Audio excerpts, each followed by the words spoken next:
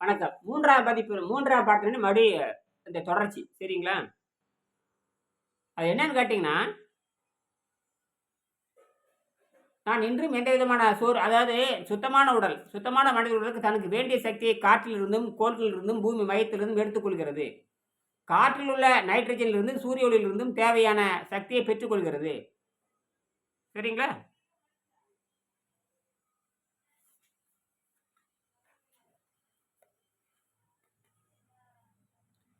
ஒரு மாபெரும் அறிவியல் வாழ்வு முறை நம்மிடமிருந்து அழிந்து விட்டது. மாபெரும் அறிவியல் வாழ்வு நம்மிடமிருந்து அழிந்து விட்டது. தவறான பொருள் கொண்டதன் மூலமே நாம் மாபெரும் இழப்பை சந்தித்து விட்டோம் என்கிறார் வெங்கடேசன்.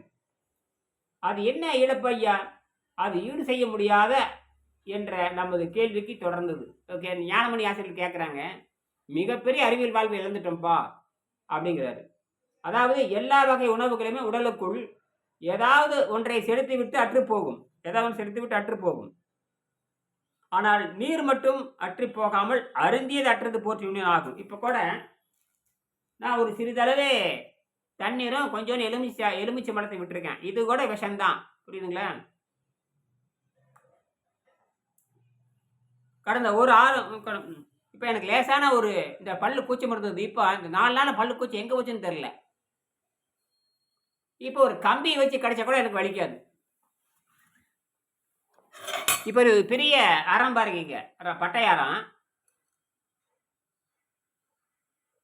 பயங்கரமா கடிக்கிற வழியே இல்லை.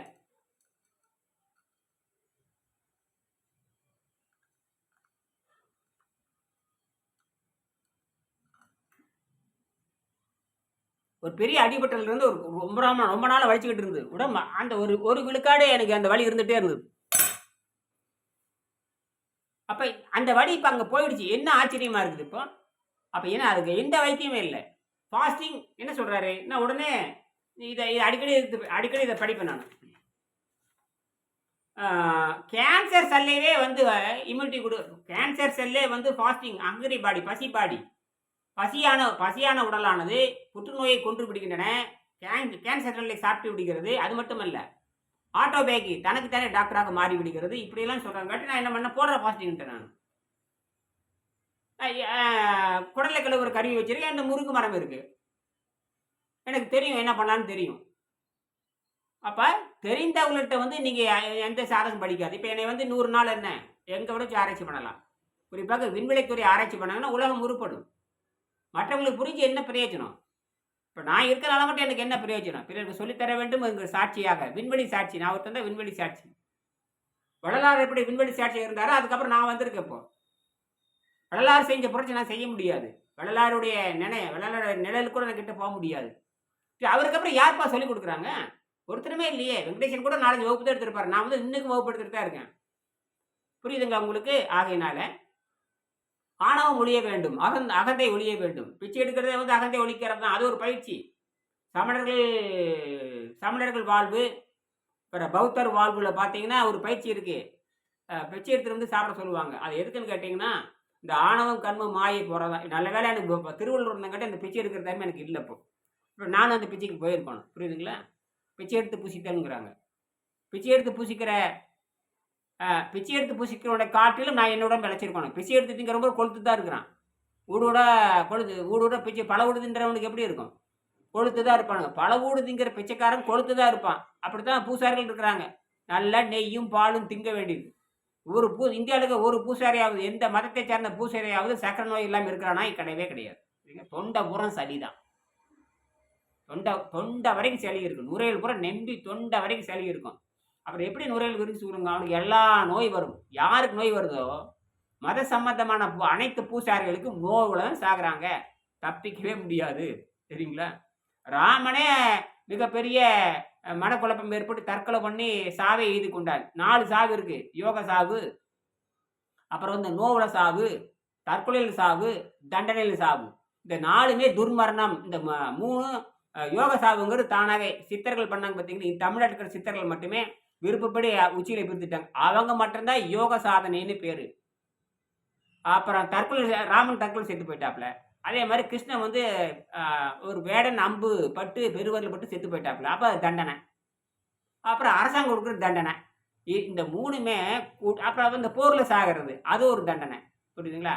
இந்த 4மே கேவலமான தண்டனைகள். இந்த ஒரே விருப்பத்துல போறது மட்டும் தான். அதுதான் இயற்கை. அது குவாண்டம் பயாலஜி. இந்த குவாண்டம் பயாலஜிய இந்த பகுத்தறிவு வச்சுட்டு கதையெல்லாம் விட முடியாது. நானும் பகுத்தறிவுவாதி தான்.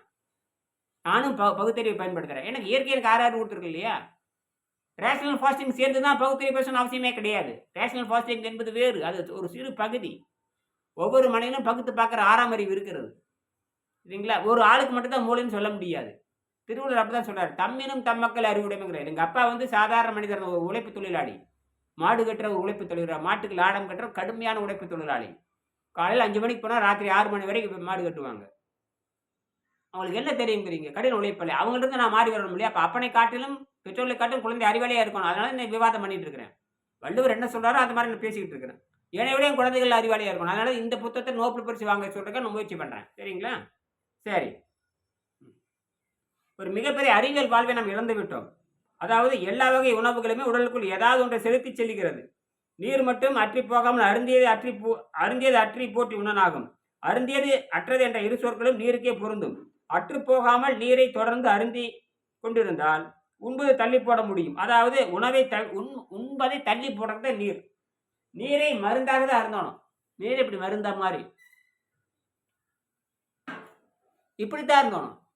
அதிகமாக இருந்தீங்கன்னா ரத்தம் நீர்த்து போயிடும். ரத்தம் நீர்த்து போச்சுன்னா மூளை கை காலில் வேலை செய்யாது தற்காலிகமாக. புரியுதுங்களா? அதிகமாக நீர் குடிக்கிறது ஆபத்து. கடுமையாக வேலை செய்கிறீங்க, வேர்வை சிந்தி ஒரு நாளைக்கு 2 லிட்டர் 3 லிட்டர் தண்ணி வெளியே போகுதுன்னா அந்த தண்ணிக்கு அளவு குடிக்கலாமே தவிர சும்மா இருக்கிற தண்ணி குடிக்கிறது முடியாது.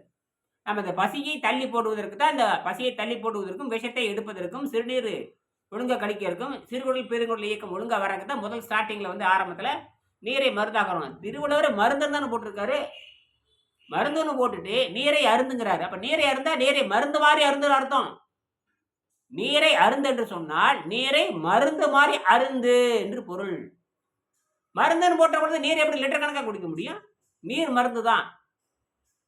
புரியுதுங்களா? அந்த மருந்தை அருந்தி எதுக்கு மருந்து அழுத்துறீங்க? அந்த உணவு பழக்கத்தை தள்ளி போடுறதுக்காக. கொஞ்ச நேரம் ஒரு முடக்கு தண்ணி கொடுத்தீங்கன்னா ஒரு 1/2 மணி நேரம் 1 மணி நேரம் நான் பசி தள்ளிட்டு போயிடும். இப்படியே தள்ளிட்டு போக போக என்ன ஆகுன்னு கேட்டிங்கன்னா, அந்த விஷ நீர் சிறுநீர் அந்த உள்ள படிஞ்சிருக்கிற இது வரைக்கும் நீங்கள் சாப்பிட்டீங்களா? இட்லி, தோசை, பூரி, கம்பல், இறைச்சி, முட்டை, கோழி முட்டை, அப்புறம் இறைச்சி, முட்டை, பால், வெண்ணெய், சிறுதானியம், பருப்பு வகைகள், சிறுதானியம், பருப்பு வகைகள், அப்புறம் கிழங்கு வகைகள், அரிசி வகைகள், எண்ணெய் வித்துக்கள் எல்லாம் தின்னு கொடுத்துருக்குறீங்களா? அதெல்லாம் கரைஞ்சி வெளியே வரணும் இல்லையா? அதுக்கு தான் அந்த இடைவெளி நேரத்தை தள்ளி போடுறது தான் சிறிதளவு நீரை மருந்தாக இருந்துன்னு பேர். Human body air machine with water used as a lubricating and cleaning agent. So called food is unnecessary and is often damaging to the body. அப்ப காற்று, உடம்பு என்பது காற்றல் இயங்குகிற உடலாக இருக்கிறது. அது உடம்புக்கு உராய்வை சுலபப்படுத்த எண்ணெய் போல பயன்படுத்தப்படுகிறது. ஆகினால் உணவு என்பது தேவையற்றது. அந்த உணவானது உடம்புக்கு அடிக்கடி கெடுதி பண்ணக்கூடியதுன்னு எழுதுறாரு. ஜெர்மனிக்காரர்களுக்கு எழுதுறாரு. ஆனால் ஜெர்மனிக்காரர் இந்த பயிற்சி கிடையாது. நல்ல வேலையா உலகத்திலேயே இந்தியாவில், தமிழ்நாட்டில் கோபிச்செட்டிப்பாளையத்தில் மட்டும்தான் இதற்கான பயிற்சி மையம் இருக்கிறது. அது நான் சொல்லித்தர போகிறதில்ல, நான் பொண்ணு சொல்லித்தரலாம். அதே என் மாணவர்கள் இப்போ யாரும் சொல்லித்தர மாட்டேங்க. மாணவர்களுக்கு பிறந்த குழந்தைகளுக்கு பயிற்சி கொடுத்து, அது குறிப்பாக பெண் குழந்தைகளை இதில் கொண்டு வரணும். குறைஞ்சபட்சம் ஒரு பெண் ஆசிரியர்களையாவது 2-3 ஆசிரியர்கள். இது வரைக்கும் ஆண் ஆசிரியர்களே கிடையாது, இந்த பெண் ஆசிரியர்களே கிடையாது. புரியுதுங்களா? நான் சொல்லி கொடுத்துட்டு தான் நிறுத்திட்டு நான். சரிங்களா? தொண்டைக்கிலேயே கத்துறனால எந்த பயனும் கிடையாது. எல்லாம் கற்றுக்கிட்டவங்க அத்தனை பேர் உண்மையாக இருந்து சொல்லித்தரணும். யார் கற்றுக்கிறாலும் இந்த புத்தகத்தை வச்சு பேசணும். இந்த புத்தகத்தை நான் கற்றுக்கிட்டேன், இந்த புத்தகம் தான் உங்களுக்கு ஆசிரியர். இந்த புத்தகத்தை காட்டாமல் நிறைய திருடர்கள் இருக்கிறாங்க. எங்கிட்ட படிச்சுட்டு நிறைய பேர் படிச்சுருப்பாங்க. அத்தனை பேர் திருட்டு போயெல்லாம் மாறிட்டாங்க. அதனால நான் சொல்லி கொடுத்து நிறுத்திட்டேன். என்னைக்கு இந்த புத்தகத்தை காட்டி பேசுகிறீங்களோ அப்போ தான் இந்த மேன்மைக்கு வர முடியும். திருமூலர் சொல்கிறார், நான் யார்கிட்ட படித்தேன், என்னோட யாராவது படித்தாங்க, நான் எந்த குருகுலத்தில் படித்தேங்கிறது திருமூலர் சொல்கிறார். அந்த மான ரோசம் தமிழ்நாட்டில் இருக்கிற அத்தனை பேருக்கு வரணும். அதனால் அந்த கோபத்தில் என்ன பண்ணேன், திருடர்களாக இருக்கானுங்க, வெங்கடேசன் புத்தகத்தை காட்டாமையே நான் பெரிய பிடுங்கின்னு பேசுகிறவனா இருக்கான், அயோக்கியர்கள் எல்லாருமே. அதனால் நான் பேச்சை நிறுத்திட்டு நான் இந்த கலைக்கு எதிராக இருக்கிறவங்க தான் எங்கிட்ட படிச்சு பாரு. நிறைய பேர் இந்த கலைக்கு எதிராக இருக்கிறதா நிறைய பேர் இருக்கிறானுங்க. அதனால் நிறுத்திட்டு எல்லாத்துக்கும். தியாகமன பேர திருட்டு பயிலுங்க, நம்ம இவன் அறிவாளி மாதிரி பேசுகிறான். பசி தாகத்தை கட்டுப்படுத்தி எந்த கொம்பனாலே முடியாது என்று புரிந்து கொள்ள வேண்டும். அல்ல, இயற்கை உணவு சாப்பிட்றவங்க என்னைக்கும் தேர முடியாது.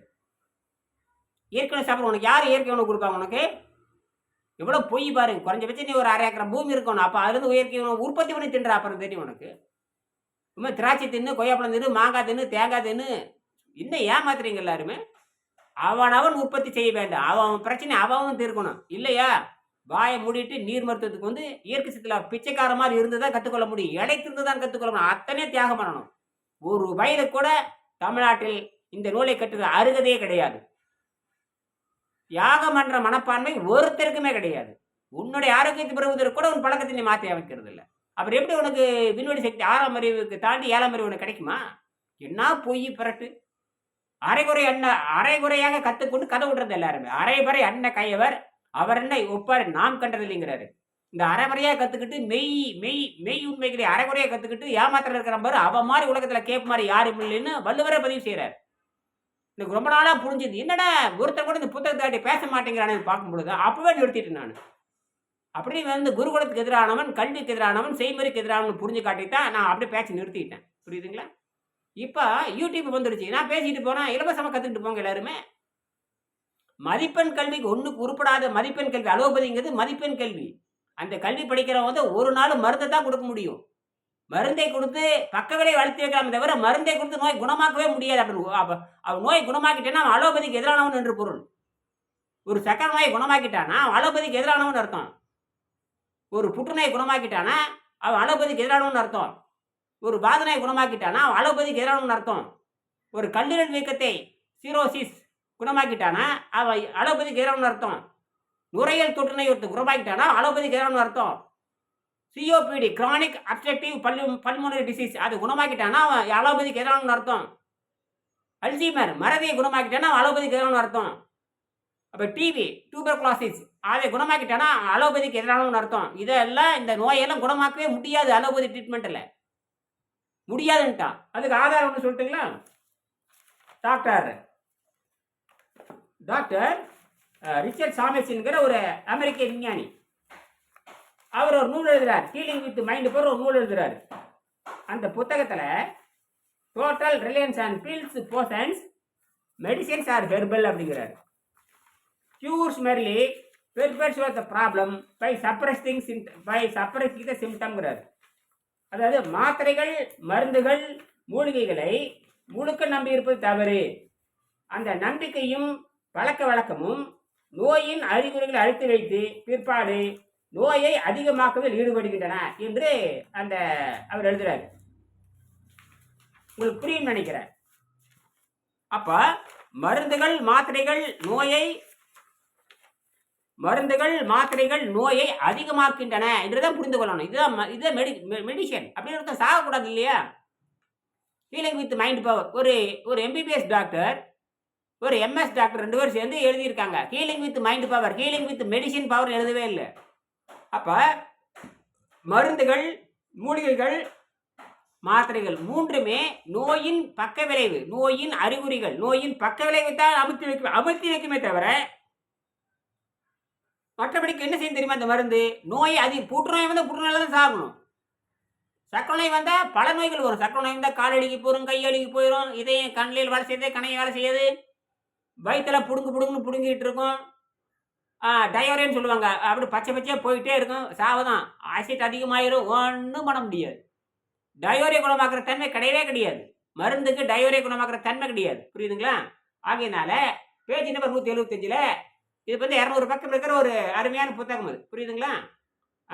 Total reliance and pills potions medicines are herbal cures merely perpetuate the problem by suppressing the symptom. மாத்திரைகள், மருந்துகள், மூலிகைகள் ஆகியவற்றை முழுக்க நம்பி இருப்பது தவறு. அந்த நம்பிக்கையும் பழக்கமும் நோயின் அறிகுறிகளை அழித்து வைத்து நோயை அதிகமாக்குவதில் ஈடுபடுகின்றன. இந்த புத்தகம் அமேசான்ல கிடைக்குது, வாங்கி படிங்க. 175 இன்னும் நிறைய விஷயம் இருக்கு. யோகத்தை பத்தி ஒரு அமெரிக்காரன் பேசலாம். யோகத்தை பத்தி செக் ஸ்டெரின் எம்எஸ் ஹிப்னாட்டிஸ்ட் ஸ்பெஷலிஸ்ட் 2 பேரும் சேர்ந்து தான் இந்த புத்தகத்தை எழுதியிருக்கிறாங்க. இந்த ரிச்சர்ட் சாமேஸ்ன்றது கீழே செக் ஸ்டெரின் அது கட் ஆயிடுச்சு. ஜெராக்ஸ் எடுக்கிறப்ப அது துண்டு போயிடுச்சு. புரியுதுங்களா? ஆக ஹீலிங் வித் மைண்ட் பவர், அறிவாளிகள், புத்திசாலிகள், ஆங்கிலம் தெரிந்தவர்கள் அருள் கூர்ந்து அமேசான்ல போய் healing with mind power by doctor Richard சாமேசன் போட்டு வந்துடும். வாங்கி படிச்சுக்குங்க. தமிழ்நாட்டில் இருக்கிற பசங்களாவது வாங்கி படிங்க. அப்போ வெங்கடேஸ்வரன் புத்தகத்தை வாங்கி வச்சுக்கிட்டு கம்பேர் பண்ணுங்க. என்ன சொல்ற டாக்டர் அர்னால்ட் டக்ளர் என்ன சொல்றாரு, டாக்டர் ரிச்சர்ட் சாமேஸ் என்ன சொல்றாரு, வெங்கடேஸ்வரன் ஸ்பேஸ் சயின்டிஸ்ட் மன்னார்குடி அவர் வந்து பில்டிங் என்ஜினியர். அவர் என்ன சொல்றாரு, எல்லாம் வச்சு பாருங்க. எவல்யூஷன் ப்ராசஸ் பரிணாமம் என்ன சொல்லுதுன்னு பாருங்க. பகவத்கீதை என்ன சொல்லுதுன்னு பாருங்க. கீதை என்ன சொல்லுதுன்னு பாருங்க. திருமந்திரம் என்ன சொல்லுதுன்னு பாருங்க. அப்புறம் பிரம்மசூத்திரம் என்ன சொல்லுதுன்னு பாருங்க. உபநிடதங்கள் என்ன சொல்லுதுன்னு பாருங்க. பகவத்கீதை இதெல்லாம் பார்த்தா தானே நீங்க வந்து கம்பேர் பண்ண முடியும். அப்புறம் எப்படி நீங்க 7ஆம் அறிவுல வர்றது? 7ஆம் அறிவு வர்றது சாதாரண விஷயமா? வள்ளுவர் 7ஆம் அறிவை பத்தி பேசுறாரு. 7ஆம் அறிவுன்னு ஒரு சினிமாவே வந்துச்சு. சூர்யார் ஒருத்தர் அழகா நடிச்சாரு. அதுல பார்த்தீங்கன்னா, அவர் ஒரு யோகி ஒண்ணு வருவாரு. போதி தர்மன் யோகி வருவாரு. அவர் மிகப்பெரிய கடைகள் கட்டுறவர். சைனாக்கு போனாரு. அவர் போனங்காட்டி எல்லாம் தமிழ்ல அப்பவே தமிழ் எல்லாம் அங்க பரப்பிட்டு போயிட்டாரு. இப்ப நெறைய பேர் தமிழ் கத்துக்கிட்டாங்க. இன்னைக்கும் சைனால குறைஞ்சது ஒரு 10,000 பேத்துக்காவது தமிழ் தெரியும். நெறைய யூடியூப்ல வருது பார்க்குறோமே இல்லையா? சரி. அப்ப ஆரோக்கியம் என்பது நேரடியாக, மறைமுகமாக, முன்னுமாக அறத்தை பொறுத்ததல்ல. அப்படின்னா நாம் என்ன செய்ய வேண்டும்? கீதையில பார்த்தீங்கன்னா, அந்த தொடர்ச்சியில நான் எழுதுறேன். இந்த அருந்தியது அற்றது போட்டிருக்கு வந்து பரிமளனுக்கு தப்பா எழுதியிருக்காரு. அந்த அவரு மரமண்டமாட்டு தெரியுது. தப்பா எழுதிட்டாரு. அவரு பூசாரியாட்டு தெரியுது. நல்ல திங்கிற பூசாரியாச்சா? அதனால செரிச்சதுக்கு அப்புறம் தின்னுங்கிறாரு. செரிச்சதுக்கு அப்புறம் தின்னுனாங்க. அப்ப இறைச்சி செரிச்சதுக்கு அப்புறம் திங்கலாமா? இறைச்சி சாப்பிட்டா சால்மோனோசிஸ் பாக்டீரியா அதிகமாகும். இறைச்சி சாப்பிட்றவனுக்கு சால்மோனோசிஸ் பாக்டீரியா அதிகமாகும். ஆசிட் அதிகமாகும். சளி அதிகமாகும். இறைச்சி சாப்பிட்றதுக்கு மலச்சிக்கல் வந்தே தீரும். எவனும் தப்பிக்க முடியாது. கீரை சாப்பிட்டா மலச்சிக்கல் போகும். காய்கறி சாப்பிட்டா மலச்சிக்கல் போகும். பழங்கள் சாப்பிட்டா மலச்சிக்கல் போகும். புரியுதுங்களா? சிறிதளவு வெண்ணெய் சேர்த்துக்கள். வேர்க்கடலை மாதிரி சிறிது சாப்பிட்டா மலச்சிக்கல் போகும். நீ இறைச்சியும், முட்டையும், பாலும், வெண்ணெயும் தின்னீங்கன்னா எப்படா உங்களுக்கு வந்து மலச்சிக்கல் ஆரோக்கியம் எப்படி கிடைக்கும்? அப்ப வெண்ணெய் திங்கிற கண்ணனுக்கும் ஆரோக்கியம் வராது. இறைச்சி திங்கிற கண்ணனுக்கும் ஆரோக்கியம் வராது. முட்டை திங்கிற கண்ணனுக்கும் ஆரோக்கியம் வராது. பாலை குடிக்கிற கண்ணனுக்கும் ஆரோக்கியம் வராது. அரிசி திங்கிற கண்ணனுக்கும் ஆரோக்கியம் வராது. புரியுதா உங்களுக்கு? அப்படின்னா இந்த யோக முறை என்பது தனிப்பட்ட முறையானது. ஆக அறிவை ஆராய்ந்து செய்ய வேண்டும். ஆய்ந்து ஆய்ந்து கொள்ளாதன் கேண்மைங்கிற ஆராய்ச்சி பண்ணாம எதை ஏற்றுக்கொள்ளாதேங்கிறார். ஆய்ந்து ஆய்ந்து கொள்ளாதன் கேண்மை கடைமுறை தான் சான் துயரம் வருங்கிற. ஆராய்ச்சி பண்ணாம ஏத்துக்கிட்ட மாவனே சாவல கொண்டு விட்டுருங்கிறார். நான் சொல்லல, வள்ளுவர் சொல்றார். ஆய்ந்து ஆய்ந்து கொள்ளாதன் கேண்மை கடைமுறை தான் சான் துயரம் தரும். தான் சாகின்ற வரைக்கும் துயரம் தரும். அப்ப ஆராய்ச்சி பண்ணாம ஆராய்ச்சி பண்ண வேணும் இல்லையா? அறிவை கொடுத்தது ஆராய்ச்சி பண்றதுக்கு தான். அறிவை கொடுத்த வேலைக்கு போறக்கா? நீ ஏதாவது ஒரு சாணி தட்டி கூட எடுத்துட்டு போயிடலாமே. அது என்ன சென்னையில போய் சம்பாதிக்கணும் விதி இருக்கான்னு கேட்கறேன். என்னுடைய நிறைய மாணவர்கள் சென்னையில மாட்டிக்கிட்டாங்க. மாசம் 50,000 சம்பளம் வாங்குறானுங்க. எல்லாம் முடிஞ்சு போச்சு. அரசாங்கம் இலவசமா பள்ளிக்கூடம் நடத்த அதை சேர்த்துறது இல்லை. தனியார் பள்ளியில் சேர்த்துட்டு இந்த குழந்தை சீரடிதுங்க. உலகத்திலே 3ஆம் நபர் தனியார் பள்ளிக்கூடம் தான். சொத்தே காலியாயிரும். அந்த குழந்தைக்கு அறிவு வராது, வேலையும் கிடைக்காது. இந்த ஏஐ தொழில்நுட்பம் வந்து போச்சு. இனிமேல் எல்லா பள்ளிக்கூடம் ஆப்பி வைக்க போறாங்க. இனிமேல் எங்கேயோ ஒரு அமெரிக்காவில் இருந்துட்டு ஒரு பள்ளிக்கூடம் நடந்துட்டு இருக்கும். அவன் லிங்க்ல வந்துடுவான். ஸ்டார் லிங்க்ல வந்து பாரு அமெரிக்கா பாடத்துக்கு நாங்கள் சொல்லித்தரேன்னு சொல்லிட்டு நேராக போட்டுருவானுங்க. நாளில் அங்கே போயிடுவாங்க. அவன் அதில் கொள்ளையடிச்சிட்டு இருப்பான். அங்கே அமெரிக்கா போனாலும் வேலை கிடையாது. ஏஐ தொழில்நுட்பம் வந்துட்டா வந்தாச்சு அது எல்லாமே. ஆகையினால ஒழுங்காக படித்து ஆரோக்கியத்தில் மேம்பட்டுங்க. இதை சொல்லி கொடுத்தீங்கன்னா பொருள் ஈட்டலாம். பணம் வந்து சின்ன தேவைதான். சரியா? ஆனால் இந்த அருந்தியது அற்றது போட்டுறதுக்கு வந்து பரிமேலழகர் வந்து 1000 ஆண்டுக்கு முன்னாடி தப்பெழுதிட்டார். பரிமேலழகர் மணக்கொடுவர், காளிங்கர் இப்படின்னு சொல்றாங்க இல்லையா? ஒரு 5, 6, 10 பேர் இருக்காங்க. அந்த 11 உரையில ஒரு 2, 3 உரை தான் இருக்கு. காளிங்கர் உரை இருக்கு. அப்புறம் வந்து பரிமேலழகர் உரை இருக்கு. அந்த பரிமேலழகர் உரை தான் கொஞ்சம் உருப்படியா இருக்குதுன்னு எல்லாம் நம்புறாங்க. அதுவே தப்பா இருக்குன்னு கண்டுபிடிக்கிறதுக்கு 2000 ஆண்டு ஆச்சு, 1000 ஆண்டு ஆச்சு. புரியுதுங்களா? வள்ளுவர் நமக்கு வந்துட்டு போய் 2050 ஆண்டு ஆச்சு. 1000 ஆண்டுக்கு அப்புறம் தான் உரையே நமக்கு வந்திருக்கு. புரியுதுங்களா? இப்ப எல்லிசி துரை வந்து தான் இந்த திருக்குறள் அச்சிட்டு நமக்கு வெளியே வந்துச்சு. ஐயதாச பண்டிதர்கிட்ட போய் எல்லிசி துறைக்கு போய் இதெல்லாம் உங்களுக்கு இந்த வரலாறு உங்களுக்கு தெரியும் இல்லையா? யார் அடிச்சாங்க, யார் வெளியிட்டாங்கன்னு. அவரு அதை படிச்சு பார்த்துட்டு தான் கேணி எங்கேயும் சென்னையில பூரா நிறைய கேணிகள் தோன்றதே வந்து எல்லிசி துரை தான். அந்த ஆளுக்கு இருக்கிற மானவசம் தமிழுக்கு யாருக்காவது இருக்கா? ஆனால் தவறாக இந்த குறளுக்கு அருந்தியது என்பது உணவு என்று பொருள் எழுதிவிட்டார் பரிமேலழகர். அந்த மானங்கட்ட ஆளுக்கு எழுதிட்டு போயிட்டார். சரிங்களா? எனக்கு கோபம் தானே வருது. அப்பன் தப்பு பண்ணாலும் தப்புன்னு தானே சொல்லணும். மன்னிச்சிடுவோம், அது வேற. நமக்கு இருக்கிற பொறுமை இருக்கு. பத்தி ஒருத்தன் தப்பு பண்ணிட்டானா பொறுத்துக்குங்கிறாரு. இப்போ நம்ம நீரோட ஃபாஸ்டிங்ல இருக்கிறனால ஃபாஸ்டிங் கூட மேன்மையானது கேட்டிங்கன்னா பிறர் சொல்லும் கடுஞ்சொற்களை பொறுத்துக்கொள்ளுதல். அப்போ பரிவேரங்களை மன்னிச்சுட்டு போக வேண்டியதானே? அதான் ஃபாஸ்டிங் அடிமை. ஃபாஸ்டிங் இருந்தாவே அடுத்தவனுடைய கொடுமையான சொற்களையும் கொடுமையான செயலையும் பொறுத்துக் கொள்ளுதல்ங்கிறாரு. உண்ணாத நோற்பர் பெரியர், பிறர் சொல்லும் இன்னாச்சொல் நோற்பாரின் பின்னுங்கிறாரு. உண்ணாது இருக்கிறவனை காட்டிலும் யார் பெரியவன் தெரியுமா? பிறர் செய்யும் கொடுஞ்செயல்களை பொறுத்துக் கொள்ளுதல், கொடுஞ்சொற்களை பொறுத்துக் கொள்ளுதல் தான் அர்த்தம்ங்கிறார். அவன் தான் பெரியவன்கிறார். நான் பாட்டுக்கு பெரியமேலவர் மோசம் செஞ்சேன்னு சொன்னா நான் வந்து நீரோடு முறையில் இருப்பது அர்த்தமற்றது. அப்ப இப்ப கீதை எடுத்துக்கங்க. இப்போ தவறாகவே பொருள் செய்து விட்டார். அதன் பின் உரை செய்தவர்கள் அத்தனை பேருமே தப்பாக உரை செய்து விட்டனர். அதனால் மாபெரும் அறிவியல் நம்ம மறந்து போச்சு. தேவநாய பாவலர் இதை பத்தி ஒன்றும் சொல்லல. எத்தனையோ பேருக்கு உரை எழுதியிருக்கிறாங்க. தமிழ் திருக்குறளுக்கு வந்து கிட்டத்தட்ட பார்த்தா குறைஞ்சபட்சம் ஒரு 500, 600, 700 திருவாளர் கருணாநிதி அவர் கூட எழுதியிருக்காங்க. நெடுஞ்செழியன் எழுதியிருக்காரு. கப்பலோட்டி தமிழன் வ.உ.சி எழுதியிருக்காரு. ராஜாஜி எழுதியிருக்காரு. எல்லாம் உரை எழுதியிருக்காங்க. என்ன பிரயோஜனம்? எல்லாம் தப்பு. சரிங்களா?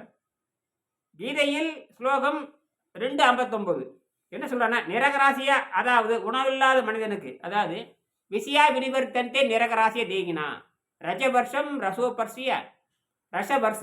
ரசோபர்சிய பரமதிருஷ்டுவா நிவர்த்ததே. ஆகாரத்தை நிராகரித்தவனே வருது 2வது அத்தியாயம் 59 பாடல. ஆகாரத்தை நிராகரித்து விட்டு போட்டு மூக்கு பிடிக்க தின்னு ஓட்டு அடுத்தவங்க கட்டடத்தை இடிக்கிறது, மூக்கு பிடிச்சி தின்னு ஓட்டு அடுத்தவங்க துன்பப்படுத்துறது, உடைமைகளை சேதப்படுத்துறது, அடுத்த உயிரை கொலை செய்வது வந்து சனாதனத்துக்கு எதிரானது என்று புரிந்து கொள்ள வேண்டும். தவ யோகி, ஞான யோகி, யோக யோகி, இந்த தவ யோகியும் ஞான யோகியும் யோக யோகி ரொம்ப இதெல்லாம் புரிஞ்சுக்கிட்டா எந்த உயிருக்கும் ஒரு கிள்ளுக்கரை கூட பிடுங்க மாட்டாங்க. வள்ளலார் சொன்னார் பார்த்தீங்களா, வாடிய பயிரை கண்டு வாடினேன் மனம்ங்கிறார். ஒரு கிள்ளுக்கு கூட, ஒரு சாதாரண கிள்ளுக்கரை சொல்லுவாங்க, கிள்ளுக்கரையாட நீ அப்படிம்பாங்க. அந்த கிள்ளுக்கரையை கூட நீ வந்து முறிக்கக்கூடாது. அதுதான் சனாதன பிராமணன்னு அர்த்தம். அதை விட்டு போட்டு அடுத்தவனை கொலை செய்கிறது, துன்பம் செய்கிறது, துயரம் செய்கிறது, இதெல்லாம் நீ ஏவனும் தப்பி. யாராரு கடவுள் பேரை சொல்லிட்டு நடக்கிறானோ அவனை எப்படி சாகிறான்னு பாருங்க. எந்த நீ சாகின்ற பொழுது விக்கெட் எடுக்கிற பாருங்க, அப்படி சாகின்ற பொழுது எந்த கடவுளும் வந்து உங்களுக்கு எந்த உதவியும் செய்யாது என்று புரிந்து கொள்ள வேண்டும். எந்த உயிருக்கும், எந்த பூமியில் எல்லா விண்வெளி குழந்தைகள் தான், அல்லது ஆகாயத்தின் குழந்தைகள் தான், அல்லது விஸ்வத்தினுடைய குழந்தைகள் தான், அல்லது பிரம்மத்தினுடைய குழந்தைகள் தான். இந்த குழந்தைகளுக்கு எவன் தீங்கு செய்தாலும், மனசுல தீங்கு செஞ்சாலும் கூட அவன் சாவு ஒழுக்கமாக இருக்காது என்று புரிந்து கொள்ள வேண்டும். அது வந்து நேரடியாக உயிரை பாதிக்கிறதாக இருக்கலாம், ஒரு செயல்களை செய்வதன் மூலமாக மனதுக்கு பாதிக்கிறதா இருக்கலாம், எப்படி வேணாலும் பாதிப்பு கொடுக்கலாம். நேரடி கொலை செஞ்சாலும் பாதிப்பு தான். ஒரு செயலை செஞ்சனால அவனுக்கு சாகிற வரைக்கும் அவனுக்கு பாதிப்பு ஏற்படுது பாருங்க மனதளவில், அது அப்படி செஞ்சாலும் பாதிப்பு தான். எப்படி பார்த்தாலும் எந்த உயிரினுக்கும் தீங்கு செய்யாமல் இருப்பதுங்கிறார். உற்றுநோயின் ஒன்றல் உயிருக்கு ஊருக்குன்னு செய்யாம அற்றே தவத்துக்கு ஊருங்கிறார். தவம்னா அடுத்த உயிருக்கும் தன் உயிருக்கு எந்த தீங்கும் செய்யாம இருக்குது தவங்கிறாரு. நீ தவம் சொல்லிட்டு கோயிலை கட்டிட்டு கொண்டது என்ன அர்த்தம்? கோயில்னா எல்லாமே கோயில் தான். கோயில் என்ன பெரிய வீடுன்னு அர்த்தம். பெரிய வீடு தானே கோயில். தமிழ் அப்படித்தானே. அது மசூதியாக இருந்தா என்ன, சர்ச்சையாக இருந்தானே, அது வந்து பிர்லா மந்திராக இருந்தா என்ன, டாடா மந்திர், பிர்லா மந்திர். வடநாட்டை பார்த்தீங்கன்னா பிர்லா மந்திர் நிறைய இருக்குது. கண்ணங்கோயில், கிருஷ்ணன் அவன் கட்டியிருக்கு, நிறைய வெள்ளை செலவிலவன் கட்டியிருக்கு, நானும் பார்த்துருக்கேன் எல்லாமே. பகாய் மாளிகை என்னென்னமோ இருக்குது, எல்லாம் கோயில் தான். பெரிய வீடு, கோயிலெல்லாம் பெரிய வீடு, அவ்வளோதான், வேற ஒன்றும் கிடையாது அதில். சரியா? கீதையில் நிரகர சித்தேகினான்னு வருது. ஆக அதாவது உணவில்லாத மனிதனுக்கு ஆசையை தவிர மற்றவை ஒழுகின்றன. பரம்பொருளை கண்ட பின்பு அந்த ஆசையும் ஒழுகின்றது. நிரகராசி என்றால் உணவை மறுத்து நீரை காற்றை உண்பவன் என்று பொருள்படும். சரியா? மறுபடியும் நிறைவு செய்கிறேன். 3ஆம் பாடம் இன்னும் தொடர்ந்து போயிட்டு இருக்குது. எவ்வளவோ வேலை இருக்குது. 47 தலைப்பு பேசுறதுக்கு ஒரு வருஷமே ஆயிரும். ஏன்னா எல்லாம் மறந்து தொலைச்சாச்சு. மீண்டும் 2000 ஆண்டுக்கு 2600 எனக்கு காலடி, இந்த கீழடி தான் எனக்கு ரொம்ப முக்கியம். அந்த 2600 ஆண்டுகள் முன்பாக இவ்வளோ ஒரு அறிவு சமூகம் இருந்தது. அப்போ நம்ம 2600 ஆண்டுகளாக மறந்து தொலைச்சதை இந்த நீர் மருத்துவம். சரிங்களா? அதை நினைவுபடுத்துறது அங்கே வேலை. அதெல்லாம் நிறைய பேச வேண்டியது இருக்குது. தற்காலிகம் நிறைவு செய்ய. ஆக அந்த நிரகராசி நிரகராசியா இந்த கீதையில் வந்து நிரகராசியான்னு வருது. இந்த நிரகராசி என்று சொன்னாலே உணவையும் நீரையும் காற்றையும் மட்டுமே, அதாவது உணவை மறுத்து நீரை காற்றை உண்பவன் என்று பொருள்படும். ஆகையினால் இதை வாங்கி படிங்க, முன்னேறுங்க. காலை முதல் மாலை வரை நீரை மருந்தாக இருந்தங்க. மாலை ஒருவேளை மட்டும் வேண்டிய அளவு வேக வைத்த கீரை அல்லது காய்கறிகளை மலச்சிக்கல் நீங்குவதற்கு கொண்டு வந்தால் ஒரு சப்பாத்தி வச்சு சாப்பிடுவாங்க. நடுநடை பெற்ற உடலாக மாறும். கட்டாயம் எடைக்கறிவு இருக்கணும். கட்டாயம் மலக்குடலை சுத்தம் செய்கின்ற இந்த இனிமேக்கான் இருக்கணும். இதெல்லாம் வச்சுட்டே வரணும். புரியுதுங்களா? எங்கிட்ட தனிப்பட்ட பயிற்சி முறை கிடையாது. நான் வேண்டாம் வாங்கி வச்சு ஒரு ஏக்கரா ஒரு 20 லட்சம் செலவில் வாங்கி வச்சுருக்கேன். வேணால் வந்து தங்கிக்குங்க. யார் வேணால் பயிற்சி எடுக்கலாம். நல்ல காற்று, சுத்தமான நீர் குடிக்க 5-10 பேர் தங்குற அளவுக்கு இடம் இருக்குது. புரியுதுங்களா? பெரிய 1 ஏக்கரை காடு வச்சுருக்கேன், மூலிகை வச்சுருக்கிறேன், எல்லாம் ஒரு 40 வகையான மூலிகைகள் வச்சுருக்கிறேன். பனை மரம் வச்சுருக்கேன், தென்னை மரம் வச்சுருக்கேன், மாங்காய் மரம், கொய்யா மரம், அப்புறம் வந்து நகா மரம், பல வகையான மூலிகைகள், சப்பாத்தி கல்லி, திருகுகல்லி, மண் செவிக்கல்லி, சூறாப்பழம், அப்புறம் அவரைக்காய், பட்டை அவரைக்காய், ஊற அவரைக்காய் இதெல்லாம் வச்சுருக்கேன். புரியுதுங்களா? அங்கே வந்து நீங்கள் தங்கிக்கலாம். சரியா? நன்றி, வணக்கம். எங்கிட்ட தனிப்பட்ட முயற்சி எதுவும் பயிற்சியும் கிடையாது, ஆலோசனை எதுவும் கிடையாது. புத்தி இருக்கும், தப்பிச்சு போங்க. நன்றி.